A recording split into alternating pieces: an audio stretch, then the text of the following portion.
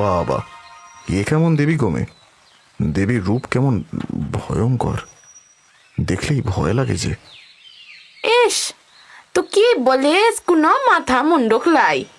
ইনি যে দেবী কালিন্দী রে, ইনি আমাদের গ্রামের দেবী, ভীষণ জাগ্রত আর তেমনি রাগী, কিন্তু আমারে দেবী বড্ড ভালোবাসে। তাই? কি করে বুঝলে? ও মা, বুঝবো কলাই, দেবী যে আমার সব কথা শুনে রে, আর আমি দেবীর সেবা করি। জয় দেবী কালিন্দীর জয়। আজকে তোকে বলতে কোনো দ্বিধা নেই। প্রথম দিন তোর মায়ের সরলতা আর হাসিটা দেখেই আমি ওকে ভালোবেসে ফেলেছিলাম। এরপর থেকে যখনই জঙ্গলে কাঠ কাটতে যেতাম, কোনো না কোনো অছিলায় তোর মায়ের সঙ্গে দেখা করতাম। ওর সাথে কথা বলেই বুঝতে পারতাম মেয়েটা কালিন্দী দেবীর প্রতি কতটা সমর্পিত। এইভাবে কেটে গেল বেশ কিছুদিন। সেদিন সুন্দরী গ্রামের বাইরের বড় গাছটার নিচে বসে আছি। সুমারি এলো, ওর মুখ ভার।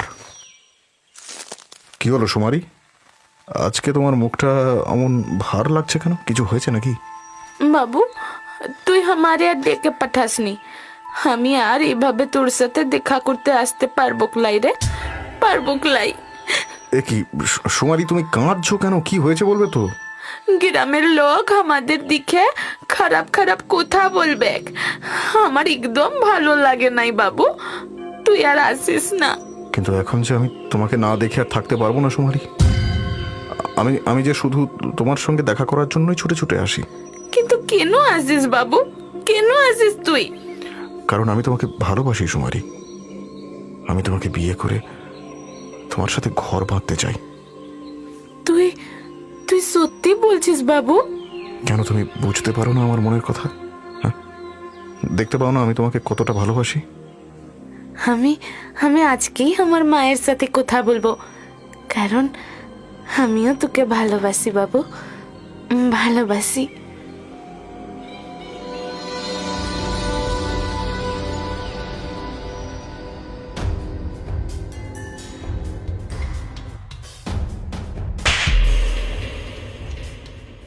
বজ্জাত মাইয়া, তোর সরম লাই, তুই জানিস লা তুই কালিন্দী দেবীর সেবিকা? তাতে কি হয়েছে মা? কালিন্দী দেবীকে আমি মানি, ভক্তি করি, কিন্তু মনোহর বাবুকে আমি ভালোবাসি মা। হাই লাহতচারি মুখপুরি, তুই কি জানিস লাই আমরা হলাম বুনুরি বংশ, আর তোর বাপের কোনো ছিলে লাই বলে তুই হলি এই বংশের শেষ বংশধর। তো তোরে যে সারা জীবন কালিন্দী দেবীর সেবা করতে হবে, সংসার বিয়ে তোর ভাগ্যে লাই রে, লাই। এ এ তুই কি বলছিস লা মা? কালিন্দী দেবীকে আমি ভক্তি করি মা, কিন্তু তাই বলে এ কেমন ধারা নিয়ম বটে? না না, সে হবে লাই মা, এ হবে লাই।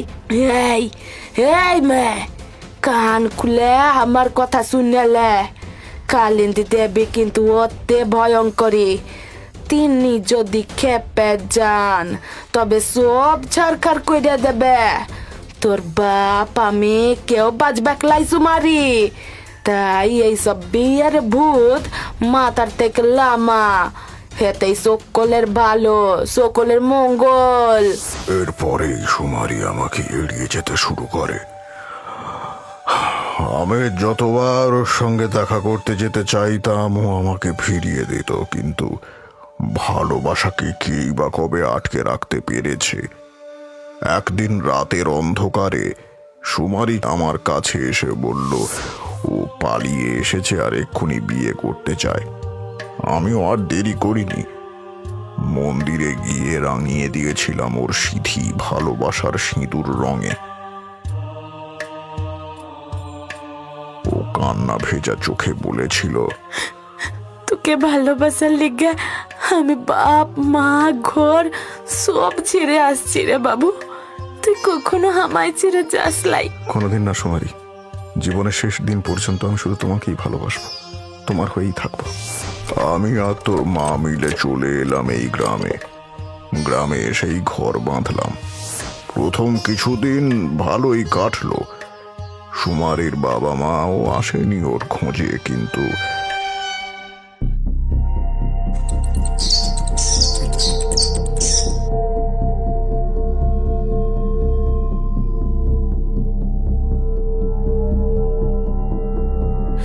বাবা, না বাবা, তোর কিছু হবে লাই। বাবা, বাবা। সুমারি, কি হয়েছে? কি হয়েছে সুমারি? তুমি এরকম করে চিৎকার করলে কেন? বাবা, আমার বাবা, আমি বাবাকে নিয়ে খুব খারাপ স্বপ্ন দেখেছি, খুব খারাপ স্বপ্ন। একটু শান্ত হও, কিচ্ছু হয়নি। আমি বলছি কিচ্ছু হয়নি। দুঃস্বপ্ন দেখেছো হয়তো, কিচ্ছু হয়নি। না না, এ দুঃস্বপ্ন লয় গো। আমি দেখলাম কালিন্দী দেবী আমারে বলছেন আমার শাস্তি বাবাকে দিয়েছেন। আমার বড় ভয় করছে যে। আচ্ছা ঠিক আছে, তুমি শান্ত হও।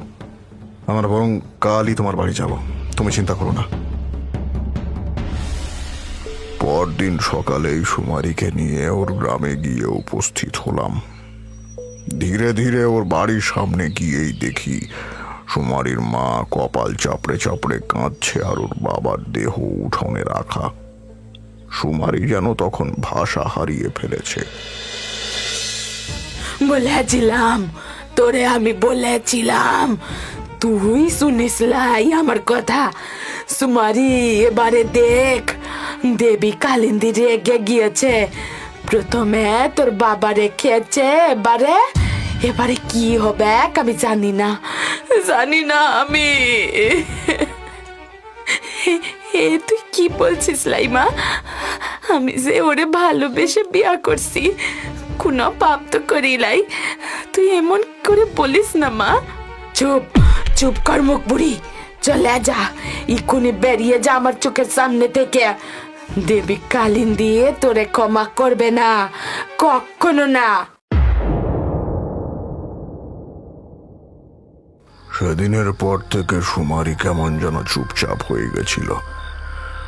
সব সময় বুঝি কেমন ভয় ভয়ই থাকতো, কিন্তু এরপরেই আমাদের জীবনে সবচেয়ে বড় খুশির খবরটা পাই।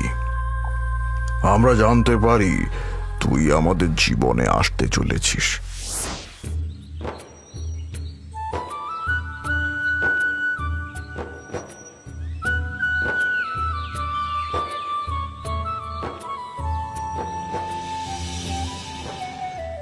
যা কিনা, ঘরে তো দেখছি একটুও জল নাই। না, বাবু ঘরে ফিরতেও দেরি আছে। এই ফাঁকে পুকুর থেকে গিয়ে জল নিয়ে আসি গে, ততক্ষণে ভাতটাও হয়ে যাবে।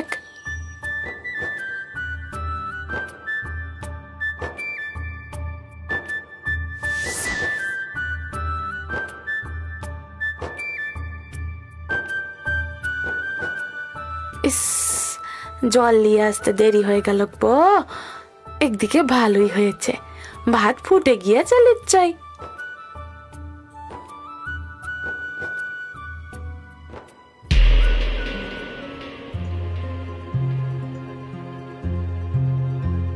হে হে, কি করে সম্ভব? জল যে শুকিয়ে গেছে গা, কিন্তু ভাত সিদ্ধ হয় লাই। এটা কি এমন করে হলো গো? হে দেবী কালিন্দী, এ কেমন কথা গো? বাড়িতে কেউ আছো? একটু ভিক্ষে দেবে মা? কাল থেকে কিচ্ছুটি খাইনি। আসছি বটে, দাঁড়াও দাঁড়াও বুড়ি মা। এই ভাত লাও বুড়ি, ভাত ফুটিয়ে খেও। হ্যাঁ।